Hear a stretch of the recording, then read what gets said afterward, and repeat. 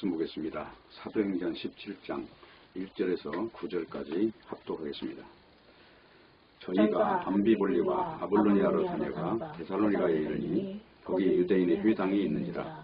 바울이 자기의 규례대로 저희에게로 들어가서 새 안식일에 성경을 가지고 강론하며 뜻을 풀어 그리스도가 해를 받고 죽은 자 가운데서 다시 살아야 할 것을 증명하고 이르되 내가 너희에게 전하는 이 예수가 곧 그리스도라 하니 그 중에 어떤 사람 곧 경건한 헬라인의 큰 무리와 적지 않은 귀부인도 권함을 받고 바울과 실라를 쫓으나 그러나 유대인들은 시기하여 저자의 어떤 괴악한 사람들을 데리고 때를 기어 성을 소동케 하여 야손의 집에 달려들어 저희를 백성에게서 끌어내려고 찾았으나 발견치 못하며 야손과 및 형제를 들고 읍장들 앞에 가서 소리질러 가로되 천하를 어지럽게 하던 이 사람들이 여기도 이르매 야손이 들렸도다. 이 사람들이 다 가이사의 명을 거역하여 말하되 다른 임금 곧 예수를 하는 이가 있다 하더이다 하니 무리와 읍장들이 이 말을 듣고 소동하여 야손과 그 나머지 사람들에게 보를 받고 놓으니라. 아멘.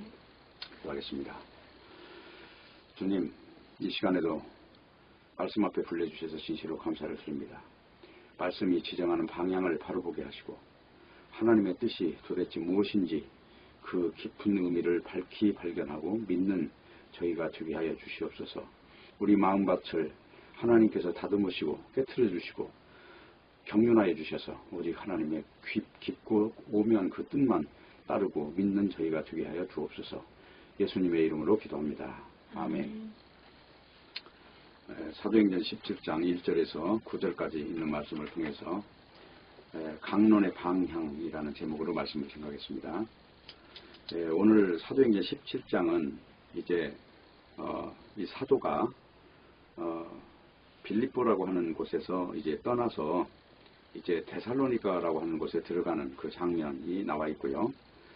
그곳에서 이제 어떤 그 순환이 왔는지 그 내용을 지금 대체적으로 기록해 놓은 내용이 되겠습니다. 1절에 보면은 그들이 암비볼리와 아볼로니아로 다녀가 데살로니가에 이르니 거기 유대인의 회당이 있는지라 그랬어요. 그런데 지금 이 내용은요, 지난번에 이제 우리가 사도행전 16장을 설교를 들었죠.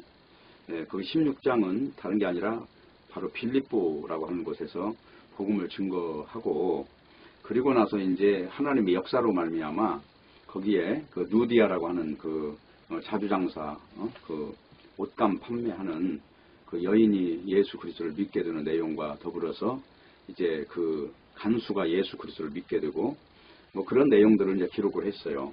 근데 그 빌립보라고 하는 곳에서 이제 오늘 지금 읽는 17장에 나오는 암비볼리나 아볼로니아라고 하는 이곳은 거기가 이제 빌립보에서 서남쪽으로 한 40마일 떨어진 곳이에요. 그리고 이제 암비볼리라고 하는 이곳에서 또 서남쪽으로 30마일 떨어진 곳에 이제 아볼로니아라고 하는 곳이 있습니다. 그 아볼로니아라고 하는 곳에서 그 다음에 또 다시 한 이틀을 걸어가야 돼요. 한 35마일 정도. 그래야 이제 데살로니가를 가는 거거든요. 근데 문제는 지금 오늘 읽은 내용은 단순히 그게 기록이 되어 있지만은 여기에 이 이전의 사건과 연결되어 있는 것이 뭐냐면 지금 사도 바울이 감옥에 들어가서 굉장히 매를 많이 맞았다는 거죠. 그러면 그 매 맞은 곳이 정상적이지 않지 않단 말이죠. 굉장히 몸이 안 좋은 상태에서 이렇게 굉장히 먼 길을 걸어가는 거예요. 그리고 여기는 무슨 말라리아라고 하는 이런 질병도 굉장히 득세했고 그리고 언덕길이 그렇게 많았던 거예요. 근데 이게 과연 인간의 힘으로 가능하겠느냐 하는 것입니다. 어떤 뭔가에 끌려서 마치 미친 사람처럼 어떤 내 정신이 아닌 어떤 다른 정신이 와서 끌고 가야만이 가능한 이야기가 아니겠느냐. 그걸 일컬어서 성령의 사람이라고 하는 거예요. 나도 모르게 뭔가 끌려다니는 사람. 내가 계획을 세우는 게 아니에요. 내가 오늘은 이렇게 하고 내일은 이렇게 하겠다 이게 없어요. 이 예수 믿는 사람은 마치 욥과 같이 무슨 뭐 노후 플랜 이런 것도 없어요. 자식이 다 죽고 재산이 다 없어지고 문둥병이 걸리고 아내가 다 떠나갔고 친구도 다 떠나가고 욕먹고 있고 그런데 무슨 삶이 안정이 돼가지고 뭘 준비를 할 시간이 있었겠냐 하는 것이죠. 그러니까 성경에 보면 전부 성령을 받은 사람의 인생을 보면 다 이렇게 어떤 외부에서 오는 어떤 힘에 이끌려서 산다 하는 것입니다. 우선 그걸 우리가 분명히 성령이라고 하는 어떤 그 다른 인격체의 이끌림을 받는다는 것을 정의해야 이 성경 말씀을 이해를 할 수가 있는 거예요.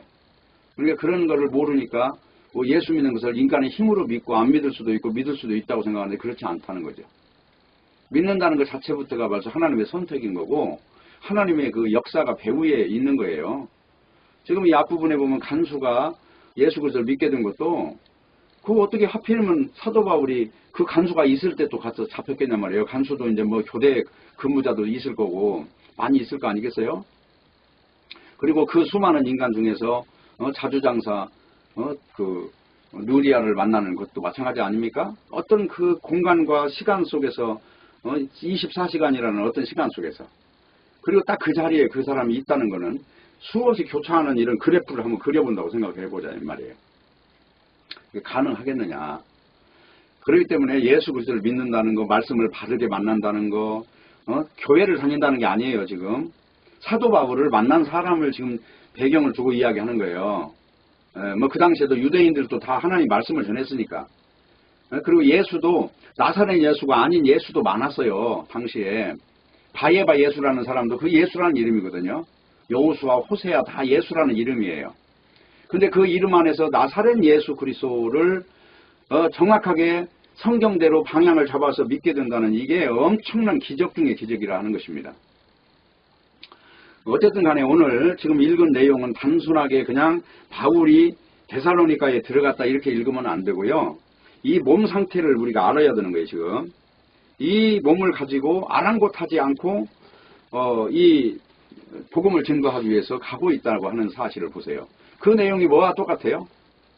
마치 사무엘상 6장과 똑같잖아요. 베세메스로 가는 소 뒤에서 새끼가 울부짖고 있는데 어떻게 법궤를 실어놓으니까 그냥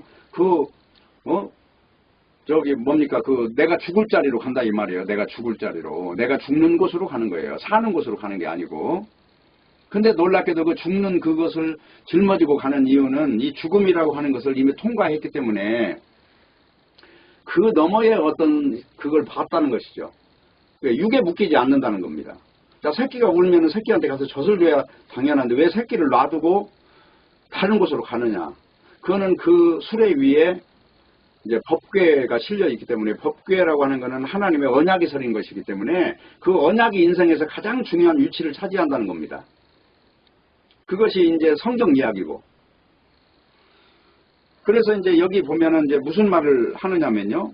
자, 어쨌든 데살로니가로 들어갔는데 여기 2절을 한번 보세요. 바울이 자기의 규례대로 저희에게로 들어가서 새 안식일에 성경을 가지고 강론하며 그랬어요. 그러면 이제 새 안식일에 성경책을 가지고 강론을 했다. 그러면 어디서 강론했느냐? 그거는 17장 1절이에요. 자, 1절 다시 볼게요. 암보블리와 아볼로니아로 다녀가서 데살로니가에 이르렀단 말이죠. 거기 가니까 뭐가 있었어요? 유대인의 회당이 있었어요. 자, 지난번에 빌립보에는 유대인 회당이 없었죠. 단지 그냥 장막이 쳐져 있는 그런 자리가 하나 있었는데 여기는 회당이 있다는 것은 유대인들이 있다는 거죠. 근데 유대인이 10명이 있으면 회당이 하나가 생겨요. 그 시나고게라고 해서. 근데 여기는 지금 회당이 있는 거예요. 데살로니가에는. 빌립보에는 없는데 데살로니가에 있다. 그러니까 거기는 유대인들이 지금 성경을 알아듣는 사람이 있다는 것이고 거기 보면 또 무슨 말이 있냐면요. 여기 4절 보세요. 그 중에 어떤 사람 곧 경건한 헬라인의 큰 무리와 적지 않은 귀부인도 권함을 받고 바울과 실라를 쫓는다고 말을 하고 있어요. 그러면 여기는 지금 유대인들도 있고 회당 안에는 그 이방인 역시도 있다는 거죠. 그냥 함께 지금 말씀을 듣는 거예요. 사도 바울의 말씀을. 근데 사도 바울이 무슨 설교를 하는가를 보세요. 여기서 사람을 끌어모으기 위해서 무슨 인기 있는 재미있는 뭐 유머를 하는 것도 아니고 단지 하나 목적이 있단 말입니다. 그 목적이 뭐냐면 3절이란 말이죠. 뜻을 풀어 그리스도가 해를 받고 죽은 자 가운데서 다시 살아야 할 것을 그리스도가 해를 받고 해를 받는다면 십자가에 죽는다는 거죠. 그리고 죽은 자 가운데 다시 살아나야 할 것을 부활이라고 하는 이것을 이제 죽음과 십자가의 죽음과 부활을 증거를 하는 것을 일컬어서 강론이라고 하는 거예요. 증명하여 하고 이르되 내가 너희에게 전하는 이 예수가 곧 그리스도라. 아까도 말했지만 예수라는 존재가 많았다고 그랬잖아요. 근데 여기 그리스도라는 말과 예수라는 말은 메시아라는 말은 다 예수라는 이름은 저희가 자기 백성을 구원할 자라는 뜻이에요. 자, 그거는 마태복음 1장 21절 볼게요. 마태복음 1장 21절에 보면은 이렇게 나와 있어요. 아들을 낳으리니 이름을 예수라 하라. 이는 그가 자기 백성을 저희 죄에서 구원할 자이심이라 하니라. 예수라는 말은 여호수아라는 말이고 호세아라는 말이에요. 그건 구원자라는 뜻이에요. 다. 그러면 그리스도는 뭐냐? 그리스도는 그 구원을 하기 위해서 기름 부음을 받은 자라는 뜻이에요. 또 신약 성경의 메시아라는 구약 성경의 메시아라는 히브리 사람들의 용어로 그 메시아라는 용어도 똑같이 다 구원자라는 뜻이에요. 이 말은 다 똑같아요. 메시아, 그리스도, 예수 다 똑같은 말이에요. 근데 이 예수가 십자가에 그 죽은 예수냐 아니냐 하는 게 이제 문제란 말이에요. 그러면 당시에 지금 사도행전 17장 여기 조금 더 들어가요. 5절 정도 읽어보세요. 그러나 유대인들은 시기하여 저자의 어떤 괴악한 사람들을 데리고 때를 지어 성을 소동케 하며 야손의 집에 달려들어서 저희를 백성에게 끌어내려고 찾은데, 자 여기 지금 보면은 이 바울이 가는 곳곳마다 유대인들이 그 진을 치고 있잖아요. 그러면서 이 바로 십자가에 죽은 예수를 전하는 자들은 전부 다 잡아서 아주 원수를 다루듯이다. 지금 아주 족치는 거예요. 감옥에도 가두고 매를 때리기도 하고 아예 땅에다 발을 못 붙이고 살도록 아예 그냥 막는 거예요. 자, 이 막는 이유가 도대체 뭐냐는 겁니다. 유대인들도 하나님을 믿고 지금 여기 바울도 하나님을 믿어요. 똑같이 하나님을 믿고 있는데 왜 이렇게 못 살게 구느냐. 하나님을 믿는데 지금 다른 하나님을 믿고 있다는 거예요. 성경에서 계시하는 하나님이 아니라 인간이 만들어낸 하나님을 믿고 있다는 것입니다. 자, 그 말은 무슨 말일까요? 성경에는 구약 성경 창세기를 보면은 두 가지 옷이 나오잖아요. 하나는 바로 무화과나무 옷이 있는 것이고 또 하나는 하나님이 지어 입히시는 가죽옷이 있어요. 그런데 그 가죽옷이라고 하는 정체를 입어야 되는데 인간은 자기 의로 만든 이 자기 의에 그 탐닉해서 만들어지는 그 무화과나무 옷을 입고자 하는 것입니다. 그 욕망이. 왜냐하면 인간은 자기를 높이고자 하는 것이고 하나님 앞에 내가 이렇습니다라고 뭔가 내세울 것을 찾고 있는 거예요. 자기 의를 가지고. 근데 성경은 보세요. 지금 로마서 3장에서 가장 중요한 용어 하나를 뽑으라면요. 이겁니다. 로마서 3장을 한번 가보세요. 로마서 3장에 보면은 이런 내용이 나와요. 21절 보세요. 이제는 율법 외에 하나님의 한 의가 나타났으니 율법과 선지자들에게 증거를 받은 것이라. 본 예수 그리스도를 믿음으로 말미암아 모든 믿는 자에게 미치는 하나님의 의는 차별이 없느니라 그랬어요. 여기 보면 딱 한 가지의 그 단어, 하나님의 의라고 하는 이 단어, 용어가 등장하잖아요. 이 하나님의 의가 뭐냐 하는 거예요, 성경은. 근데 이 하나님의 의라고 하는 이것을 아주 극구 반대하는 존재가 있다는 거예요. 그게 뭐냐면 바로 이겁니다. 4장으로 넘어가 보세요. 4장 2절 보세요. 만일 아브라함이 행위로서 의롭다 하심을 얻었으면 자랑할 것이 있으려니와 하나님 앞에서는 없느니라. 행위로서 의롭다함을 얻으려고 하는 이걸 일컬어서 하나님의 의의 반대 개념이라 하는 겁니다. 그러니까 이거를 아까도 말했지만 하나님은 가죽옷을 이어 입히시는데 이걸 대적하고 무화과나무 옷을 입고자 하는 욕망으로 사로잡혀 있는 거예요. 이걸 일컬어 성경에서는 하나님의 의의 원수라고 하는 겁니다. 지금 유대인들이 이렇게 바울을 잡아서 죽이려고 하는 이유가 바로 자기 의에 탐닉한 사람들이라고 하는 것입니다. 그렇기 때문에 이 자기 의라고 하는 이 정체를 알아야 예수를 믿는 거예요. 이 자기 의가 뭔지를 모르고 교회를 다니는 사람들은 특징이 뭐예요? 교회 다니면 다른 사람보다 착한 사람인 줄 알아요. 근데 성경은 지금 그런 내용을 말하지 않는다는 겁니다. 착한 사람이냐 아니냐 이 문제가 아니라는 거예요. 그럼 뭐를 다루느냐 성경은? 은혜가 필요한 사람이냐 아니냐 이 문제를 다룬다고 하는 것입니다. 그렇기 때문에 간음하다 잡힌 여자를 예수가 뭐라고 그래요? 나는 너를 정죄하지 않는다 그러잖아요. 간음했는데 왜 정죄하지 않습니까? 간음을 했으면 당연히 정죄를 받아야지. 정죄하지 아니하노니 그러잖아요. 그래서 성경은 사랑이라고 하는 용어를 등장시키잖아요. 네? 심지어는 세리마저도, 그러니까 유대인들을 팔아서 먹고 사는 세리의 직업이 오늘날 한 푼이라도 더 걷어서 로마로 보내야 출세를 하는 사람들이란 말이에요. 아주 어떻게 보면 민족의 반역자죠. 그런데 성경에 보면 그 사람을 갖다 의롭다고 성경은 선언을 한단 말입니다. 그렇기 때문에 자기 의냐 하나님의 의냐는 이 갈림길에서 신앙의 노선이 명확히 정해져야 돼요. 여러분이 설교를 듣는다고, 교회 다닌다고, 성경책 읽는다고, 헌금한다고 해서 신앙생활 한다고 생각하면 그거는 오산입니다. 신앙생활이라 하는 것은 하나님의 의라고 하는 그 전제가 뭐냐 하는 이걸 찾아 나서는 하나의 경로선이란 말입니다. 그렇기 때문에 오늘 사도 바울이 강론하는 내용은 바로 17장 33절을 다시 볼게요. 뜻을 풀어 그리스도가 해를 받고 죽은 자 가운데서 다시 살아야 할 것을 증명하고 이르되 내가 너희에게 전하는 이 예수가 곧 그리스도라. 그죠?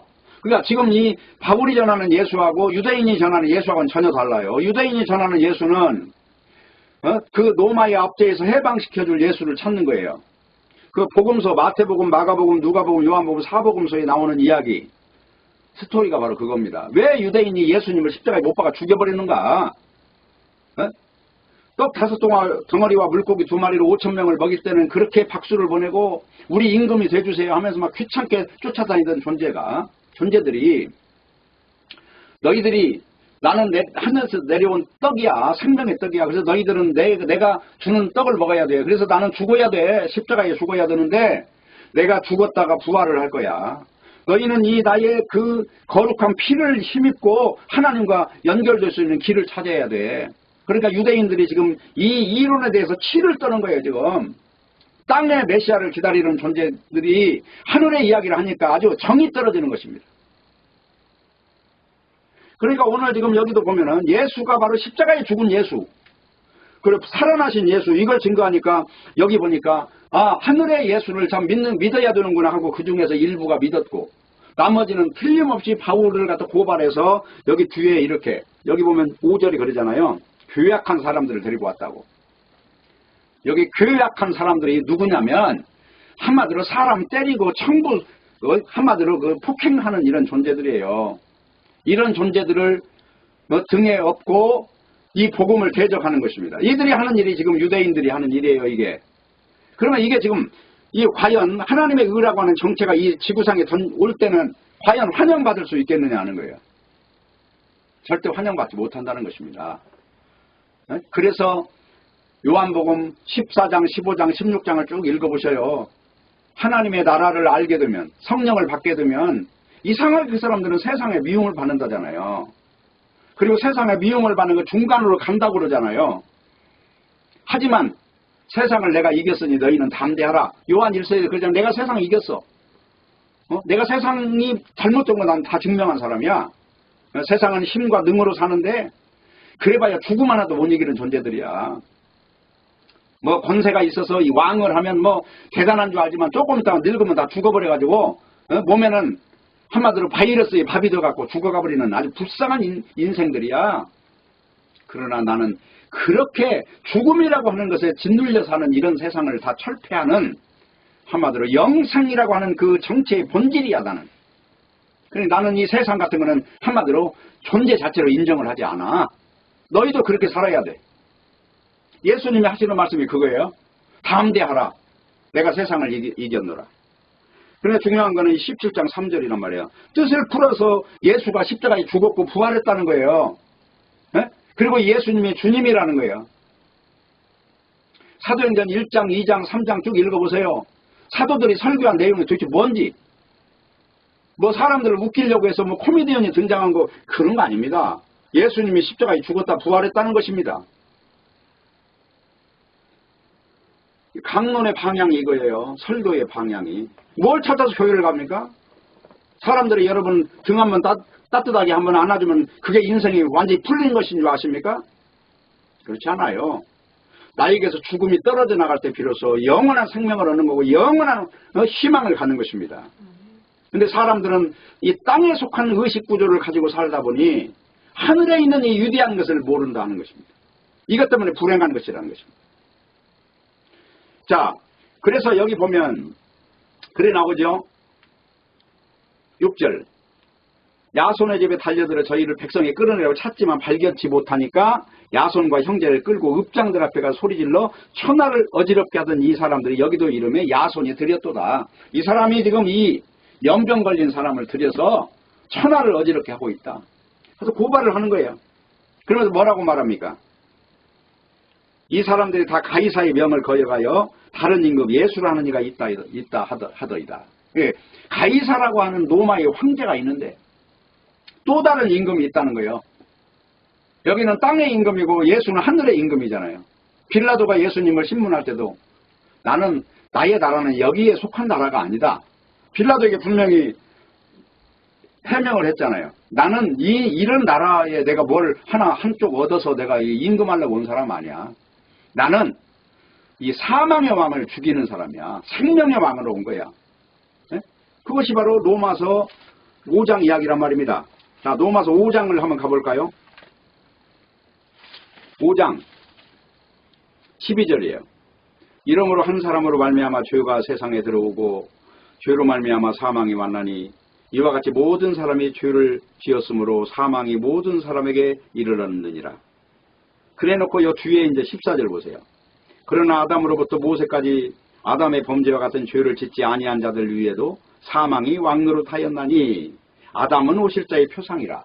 아담은 대표자의 하나의 또 하나의 표상의 상징, 메타포라고 하는 거예요. 아담은 그러면 누구의 메타포냐? 누구의 상징? 예수 그리스도의 상징이라는 거예요. 사망의 왕노릇하는 상징이라면 생명의 왕노릇하는 또 하나의 실체가 온다는 겁니다.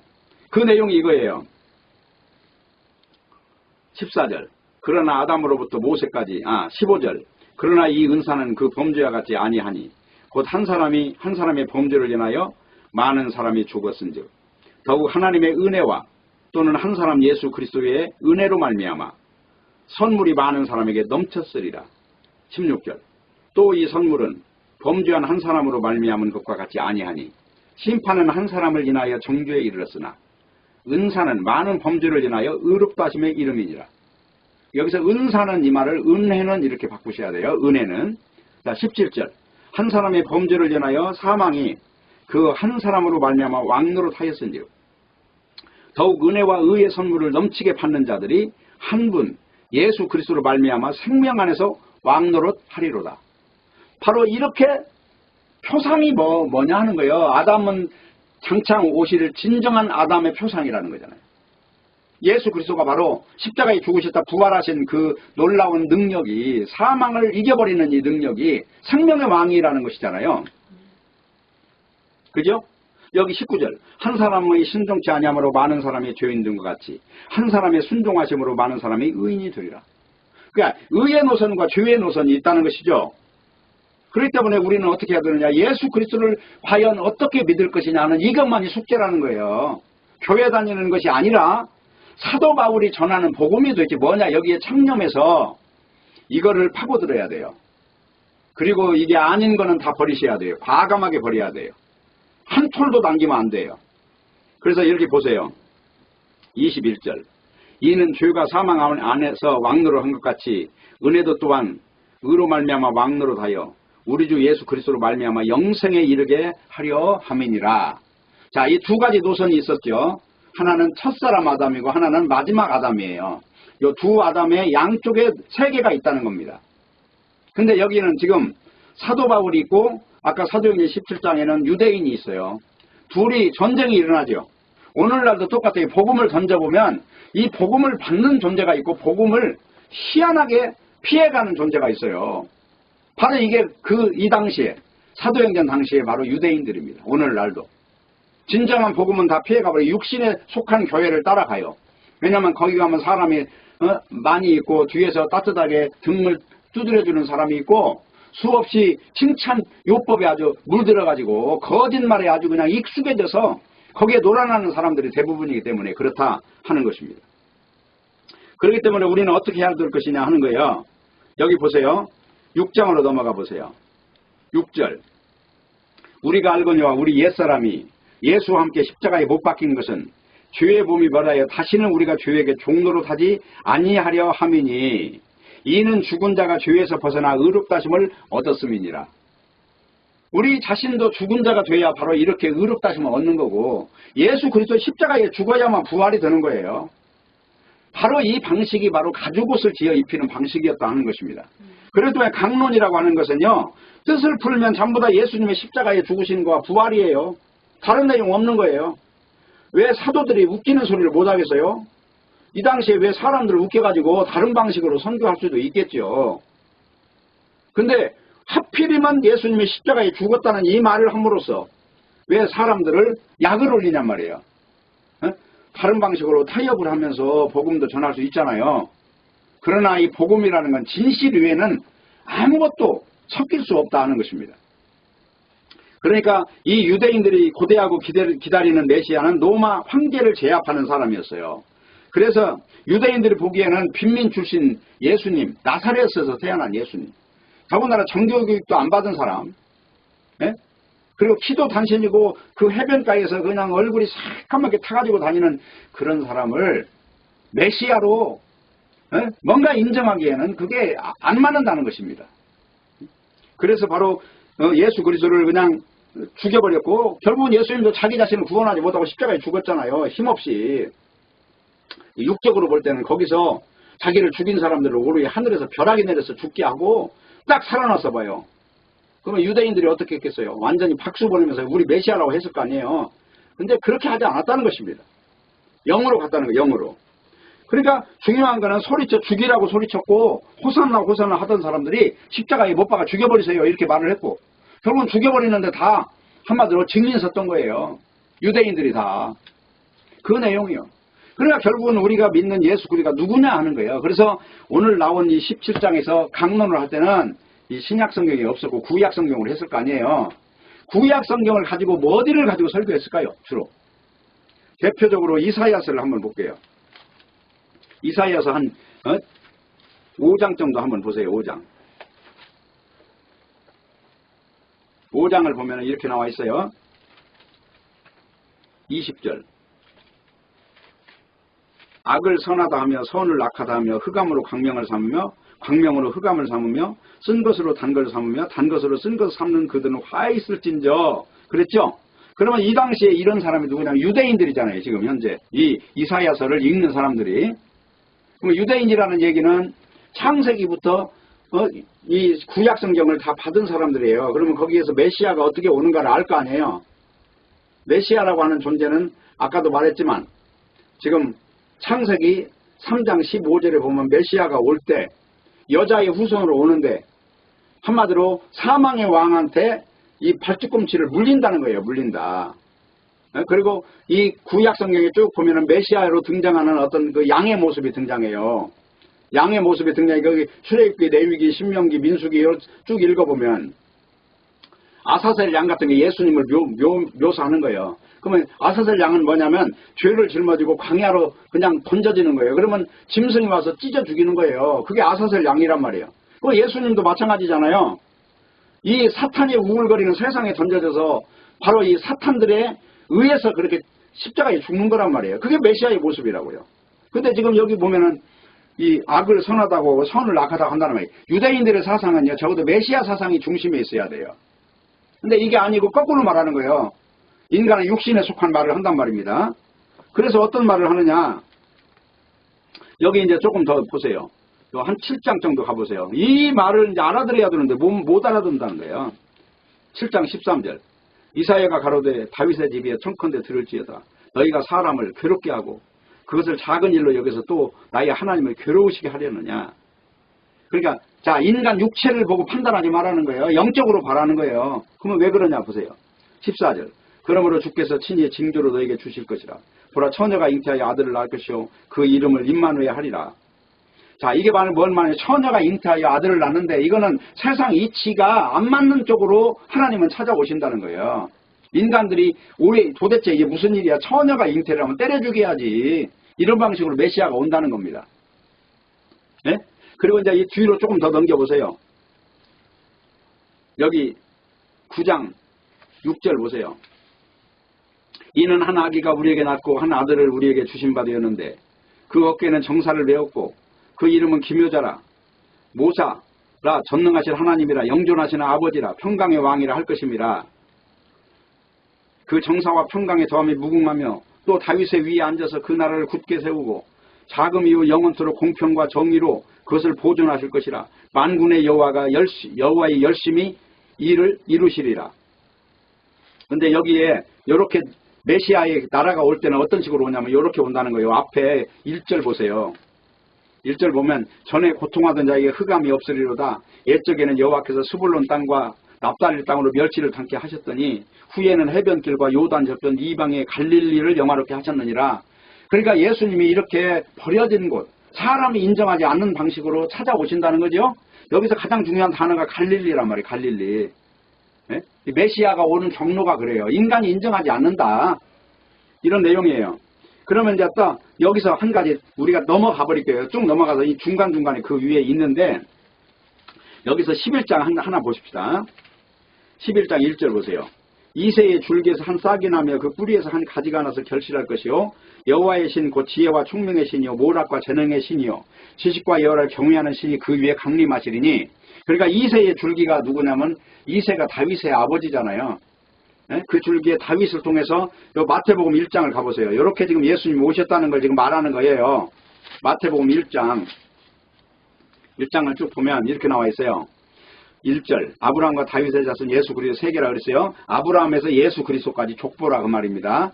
그래놓고 여기는 쭉 보면 여기 보면 이렇게 나와요. 5절 살몬은 나바박에서 보아스를 낳고 보아스는 누덱에서 오벳을 낳고 오벳은 이새를 낳고 이새는 다윗 왕을 낳으니라 그랬죠.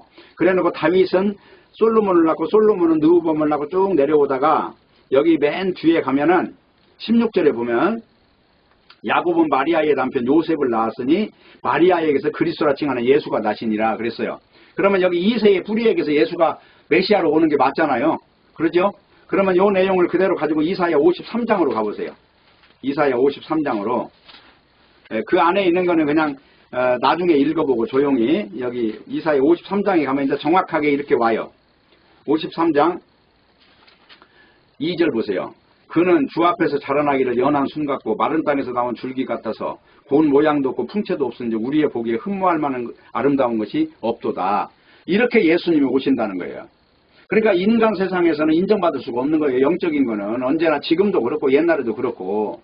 왜냐하면 세상이라는 거는 보암직하고 먹음직하고 탐스러운 이 사탄의 구조로 만들어졌기 때문에 거기에 중독된 인간이 예수를 메시아로 믿는다는 게 쉽지 않아요. 교회 다니는 것이 문제가 아니라니까요. 오늘날도 복음은 이렇게 인정받지 못하는 노선 안에 있어요. 교회가 적은 교회가 오히려 진리가 더 살아있다. 그것을 명심하셔야 된다 하는 것입니다. 그렇기 때문에 죽음을 이기고 부활했다는 거 이걸 중심으로 봐야 되는데 인간들은 교회를 나가서 무슨 우스갯소리를 한다거나 세력이 많다거나 사람이 많다거나 뭐 말을 잘한다거나 이런 쪽으로 사람들이 이 정신이 팔린다는 거예요. 그렇기 때문에 위험하다 하는 것이고요. 그리고 이제 결론적으로 뭐를 말하냐면 사도가 성경을 가지고 이 강론한 내용이 도대체 방향이 뭐였냐 하는 것이 지금 핵심적인 내용이잖아요. 그 뜻을 풀어서 메시아를 말했다 이 말을 오늘날 지금 말을 하면은 성경에 충실했다고 말할 수밖에 없는 거예요. 성경이 뭘 말하느냐에 따라서 내 문장을 던지는 사람이 바로 사도라는 겁니다. 그렇기 때문에 성경을 가지고 그리스도가 아닌 개인의 사업이나 목적을 이루고자 하는 말을 만약에 섞어서 한다면 그건 거짓이다. 틀림없이 거짓이다 하는 것이고요. 여러분의 생각이 그리스도에게 머물러 있다면 판단이 바르게 돼 있어야 돼요. 교회부터 판단을 바르게 해야 돼요. 네, 그리고 이제 참과 거짓을 분별할 수 있어야 돼요. 무지하지 않아야 하니까. 적어도 성경에는 밝아야 되는 거 아니겠어요? 네, 그래서 사람들은 뭘 보고 평가를 합니까? 인간은 결과나 과정을 가지고 인간적인 어떤 중독된 의식으로 판단해요. 네, 결과가 잘 되면 좋은 줄 알아요. 근데 결과가 잘 됐는지 잘못됐는지 어떻게 아냐면 영적인 건데. 그렇잖아요. 예를 들어 이겼어요. 이겼으면 영원히 이긴 거예요. 자, 십자가 예수님이 죽였으니까 죽어버렸어요? 그러면 그냥 이긴 겁니까? 유대인이? 3일 뒤에 예수님이 살아나셨잖아요. 지금 죽인 자들이 오히려 거꾸로 돼버린 거잖아요. 인간의 세력이라는 거, 죽인다는 거, 이 의미 하나도 없는 거예요. 예수님 안에서는. 그렇기 때문에 이 진리를 분별할 때 있어서 정말 정신이 밝아야 되는 것이고, 어떻게 우리가 무엇을 가지고 판단하고 어떻게 기준을 세워야 할 것인가 하는 것이 그렇게 중요한 잣대가 되는 거예요. 그 성경을 일컬어서 캐논이라고 하는 겁니다. 이 캐논이라는 말은 이 성경책이 잣대라는 말이 잣대. 자, 그러면 믿을 때 어떻게 믿어야 되는가? 다른 거는 이제 뭐 시간상 좀 그렇고요. 데살로니가 전서를 한번 보세요. 오늘 지금 데살로니가 전서 여기 가서 설교하는 내용이니까요. 여기 보면 이렇게 나와 있어요. 데살로니가 전서 2장, 1장 한번 보세요. 1장.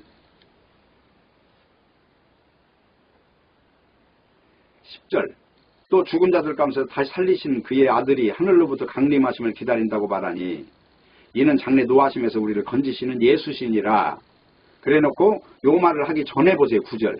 저희가 우리에 대하여 스스로 고하기를 우리가 어떻게 너희 가운데 들어간 것과 너희가 어떻게 우상을 버리고 하나님께 돌아와서 사시고 참되신 하나님을 섬기며 또 죽은 자들 가운데 살리신 그의 아들이 여기까지예요. 어떻게 해서 이런 사상 안에 내가 견고하게 신앙이라고 하는 그 90점을 잡았느냐 하는 것을 이야기하고 있고요. 이 한 장 넘겨보세요. 넘겨보면 이렇게 나와 있어요.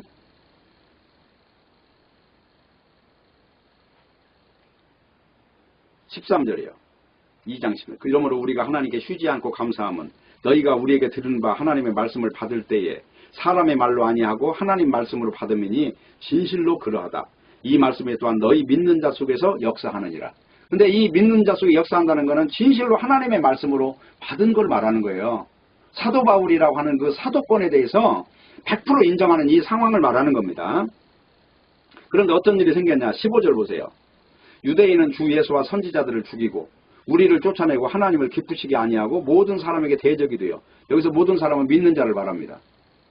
16절. 우리가 이방인에게 바라여 구원 얻게 함을 저희가 금하여 자기 죄를 항상 채우며 노하심이 끝까지 저에게 임하였느니라. 지금 이게 완전히 충돌되는 현상을 지금 말하고 있잖아요. 그리고 또 한 가지. 요 1장을 가보세요. 데살로니가전서 1장. 굉장히 중요한 내용이 나와요. 1장 3절. 너희의 믿음의 역사와 사랑의 수고와 우리 주 예수 그리스도에 대한 소망의 인내를 우리 하나님 아버지 앞에서 쉬지 않고 기억하고 있다. 이제 이게 바로 교제라는 거예요. 교제. 저 사람을 딱 생각하면 저 사람은 예수 그리스도에 대한 신앙이 확실하고 분별력이 분명하고 이렇게 거짓된 자들에 대해서 구별해서 물리칠 줄 알고 이걸 다 안다는 거예요. 지금 사도가 모르고 말하는 게 아니잖아요. 한 장 더는 한 3장 넘어가 보세요. 3장. 3장 가면은 이렇게 나와 있어요. 5절. 이러므로 나도 참다 못하여 너희 믿음을 알기 위하여 보내었노니 이는 혹 시험하는 자가 너희를 시험하여 우리 수고를 헛되게 할까 함이러니. 내가 사람을 보내서 너희들의 그 간증을 들어보는 이유는 너희가 지금 신앙이 희미할까 봐. 그동안 내가 가서 몸이 그렇게 아프고 가서 그렇게 매를 맞고 고름이 나는 몸으로 가서 전한 이마저도 너희들이 이것을 한마디로 헛되게 만들까 봐. 내가 사람을 보내서 너희 신앙을 알아봤다는 것입니다. 자, 4장으로 넘어가 보세요. 8절. 그러므로 저버리는 자는 사람을 저버림이 아니오 너희에게 그의 성령을 주신 하나님을 저버리심이라. 이게 지금 뭘 말하고 있냐면은 바로 그 데살로니가에 있는 사람들과의 교제 속에서 나오는 이 하나의 그 권고라는 말이에요. 그렇기 때문에 어떻게 해야 되느냐? 요 4장 14절 보세요. 우리가 예수에 죽었다가 다시 사심을 믿을진대 이와 같이 예수 안에서 자는 자들도 하나님이 저와 함께 데리고 오시리라. 그러니까 우리 이 신앙이라고 하는 것을 가진 존재들, 진정으로 사도 바울과 하나의 팀이 이루어진 존재들에 대해서는 바로 이러한 존재라는 거예요. 네? 죽음이라고 하는 것이 이미 넘어간 존재로 보는 겁니다. 그러니까 중요한 건 뭐냐? 5장 8절 보세요. 우리는 낮에 속하였으니 근신하여 믿음과 사랑의 흉배를 붙이고 구원의 소망에 투구를 쓰자. 이게 뭐예요? 근신하고, 근신이라고 하는 거는 그냥 아무 조건 없이 그냥 사는 게 아니라 굉장히 조건적인 인생을 살으라는 거예요. 한마디로 그 쪼여져 있는 인생을 살으라는 거예요. 그리고 믿음과 사랑의 흉배를 붙이라는 게 뭐예요? 마귀가 우리 육신적인 것을 가지고 우리에게 공격을 해도 그 공격의 화살이 들어오지 못하게 믿음을 가져라, 사랑을 가져라. 사랑이라고 하는 거는 십자가에서 일어나는 모든 죄를 사해주는 권세를 말하는 거예요. 인간의 죄를 논하는 게 아니잖아요, 지금. 네, 그리고 구원의 소망을 쓰라는, 이 투구를 쓰라는 건 뭐예요? 구원이라고 하는 것은 한마디로 이 세상에서 벗어나는 것이 이것이 구원이거든요. 그러려면 어떻게 해요? 내 머리가 깨지지 않도록 이 투구를 써야 될 거 아니에요. 그래서 뭐 진리를 알아야만 이것이 우리를 비켜갈 수밖에 없으니까 바로 그렇게 살으라는 것입니다. 그래서 어떻게 하라고요? 그리고 여기 뒤에 보세요. 16절. 항상 기뻐하라. 쉬지 말고 기도하라. 범사에 감사하라. 이는 그리스도 예수 안에서 너희를 향하신 하나님의 뜻이니라. 그냥 항상 기뻐하고 쉬지 말고 기도하고 범사에 감사하라. 이거를 한 묶음으로 봐야 돼요. 이건 떨어지지 않아요. 그래서 신앙의 노선을 이렇게 걸어가는 것입니다. 자, 그러면 신앙이 우리가 분명하게 굳건하게 쓴 사람은 어떤 일이 생기냐? 에베소서 2장 1절이에요. 너희의 허물과 죄로 죽었던 너희를 살리셨도다. 이미 살아난 존재가 돼야 돼요. 근데 여기 살아난 존재는 또 죽는 존재가 아니고 영생을 가진 존재가 된 거예요. 네? 나는 부활이요 생명이니 나를 믿는 자는 죽어도 살겠고 살아서 믿는 자는 영원히 죽지 아니하리라. 이 죽음이라는 게 오는 것도 죽음이라고 보는 게 아니라니까요. 바로 그러한 상태에 들어간 사람이에요. 2절. 그때 너희가 그 가운데 행하여 이 세상 풍속을 쫓고 공중의 권세 잡은 자를 따랐으니 곧 지금 불순종의 아들들 가운데 역사하는 영이라. 지금 예수를 안 믿는 자, 거짓되게 믿는 자 이런 사람들이 지금 살아가는 방식이 다 이거라는 말이에요. 네? 그런데 우리는 어떻게 되냐? 전에는 우리도 다 그 가운데 행하여 우리 육체의 욕심을 따라 지내며 육체와 마음에 원하는 것을 하여 다른 이들과 같이 본질상 진노의 자녀였더니 여기 보면 권세라는 말이 나오잖아요. 권세 잡은 자를 따랐으니 이게 뭐냐면 세상의 신이에요. 마귀가 왕노릇 하고 있다는 거예요. 그때의 삶의 방식과 지금의 방식이 다르다는 것입니다. 임금이 다르다는 것입니다. 그래서 에베소 2장 10절 한번 읽어보세요. 에베소 2장 10절. 우리는 그의 만드신 바라 그리스도 예수 안에서 선한 일을 위하여 지으심을 받은 자니 이 일은 하나님이 전에 예비하사 우리로 그 가운데 행하게 하려 하심이니라. 여기서 선한 일이 뭐예요? 여기 앞부분에 나와요. 8절. 너희가 그 은혜를 인하여 믿음으로 구원하던다니 이것이 너희에게 난 게 아니고 하나님 선물이라. 행위에서 난 것이 아니 자랑치 못하게 함이니라. 인간의 의를 자랑하는 것은 다 악인 거고 하나님의 의를 전하는 것을 선한 일이라고 한단 말입니다. 바로 이 선한 일을 위해서 우리는 부름을 받았다고 하는 것입니다. 마지막 결론을 내리겠습니다. 바울은 오직 성경을 풀어서 예수 그리스도가 메시아라는 사실을 증거한 것 외에는 아무 말도 한 적이 없어요. 오늘날 마찬가지예요.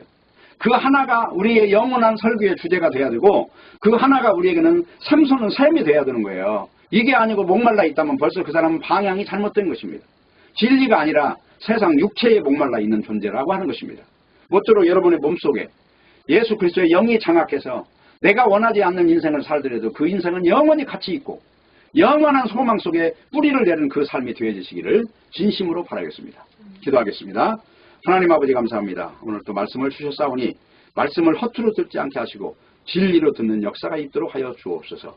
예수님의 이름으로 기도합니다. 아멘.